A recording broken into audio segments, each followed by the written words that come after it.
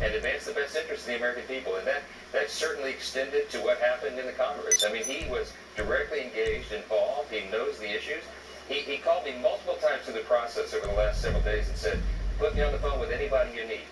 He also brought in small groups of members, that Congo line, to the White House and visited with them.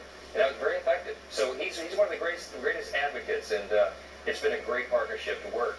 And it's what a unique thing, and what a special thing it is to have unified government, where you have Republicans in charge of the White House, the Senate, and the House. We're using it effectively, and we're going to deliver for the American people. Who particularly, is there anybody you had to call in the big dog to help push over the edge?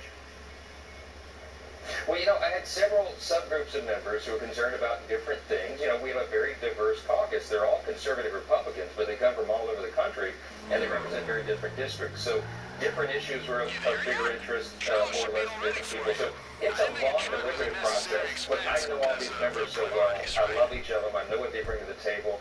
And the idea is to get the most conservative product we can that helps the most American people. We achieved that here, and we're really proud of everything that's in this bill. I know members of that Freedom. He said, put me on the phone with anyone. Once you got it hitched, You bring can't it tell me back that ain't on the president's free problem. shop and let's get this thing started. Democrats want you to believe Trump is unhinged, unfit, and chaotic, but the truth is he's very strategic, and it's working. And that's why let's really melt down. That's why you see the panic mode and the smear campaigns and everything about to get ready to ramp up. Not as if he's new to that, or if that's not already ongoing.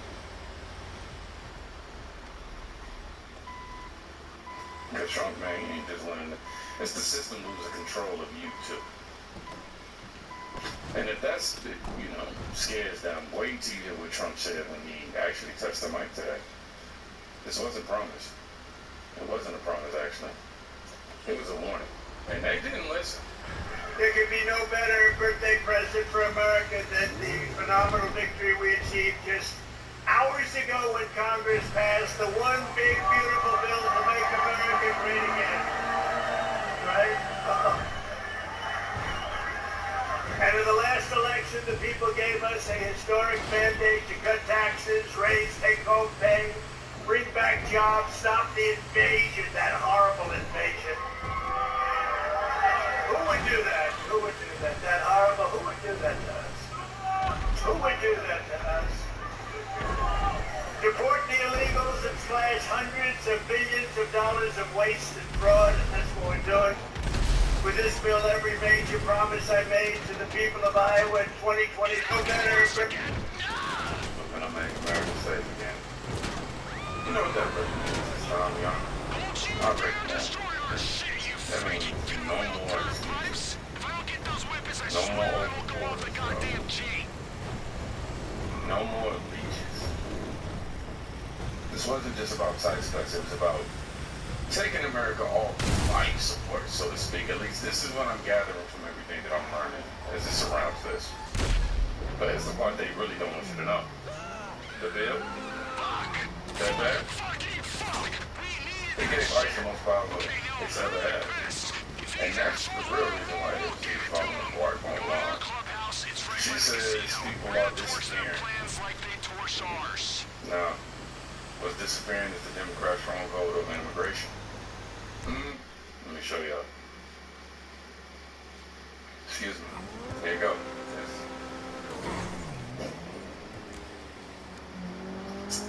This is from Blue Sky Social. And what was posted, what she posted, which is, I don't think anyone is prepared for what they just did with ICE. This is a simple budget increase. I'm sorry, let me start over. I don't think anyone is prepared for what they just did with ICE. This is not a simple budget increase. It is an explosion, making ICE bigger than the FBI, U.S. Bureau of Prisons, DEA, and others combined. It is setting up to make what's happening now look like child's play and people disappearing.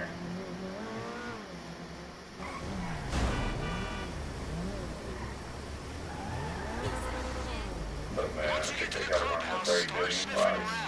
I look cheap. Go fact check they got. Don't take my word for it. I don't care how much you rock. But that's more than IDEA before President Obama. Why the hell is that over? I thought it was accountability. Democrats says to large way. What's larger? Containing lawbreakers or letting millions go in? Collapsing our schools, hospitals, jobs, crime rates, then blaming racism anytime people push back. Look, all I'm saying is ICE isn't the villain. Better broom cleaning up the mess that the previous administration, the Democrat administration made.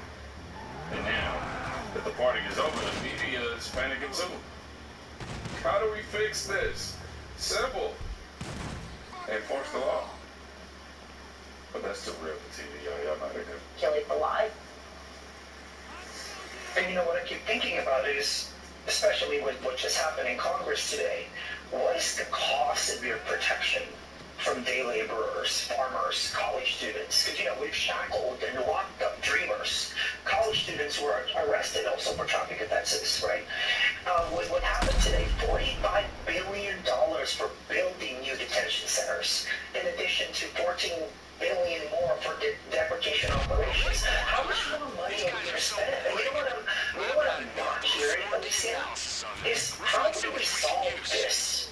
How do we actually, are we as taxpayers, because undocumented people also pay taxes, right? Are we just going to keep spending and spending and spending without actually asking ourselves what the solutions are? Or as journalists, and by the way, kudos to all the journalists doing this work, all you have to kill it alive. Thank God that's over. MSNBS crying about the cost of deportation, y'all. But never worried about the cost of letting all this stuff spiral. Keep screaming. Now they screaming, what's the solution? And Trump actually handed it to them. They just don't like it. Because it doesn't involve dependency, open borders, or big government handouts. It involves discipline. And we all know discipline exposes weaknesses. That's why LC is in shambles, honestly. That's why the Democrats are unraveling. Yeah, because the entire system depends on you not waking up. But guess what? America's waking up. They're not just waking up. You got Trump out there winning too.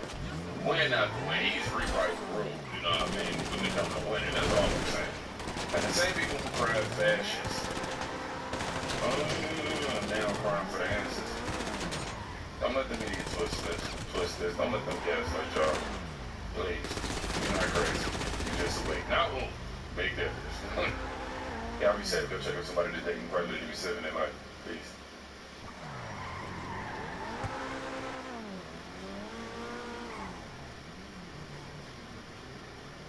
Let's bring in constitutional attorney and former federal prosecutor Katie Cherkasky. Katie, good morning to you. So there is some nuance to the Supreme Court ruling on the Alien Enemies Act that is allowing both sides to claim legal victory here. So tell us more about this ruling and what it means for deportations moving forward. Well, essentially, the Supreme Court recognized that the president has broad authority to declare whether somebody should be in this country under the Alien Enemies Act, and that's something that the Supreme Court has ruled on the other times that it looked at this act. And what that means really for the people that are removed is that they have one option through a habeas petition to essentially challenge whether they are in fact subject to that act and can bring those individual cases in the district where they're confined, but they cannot come forward as a class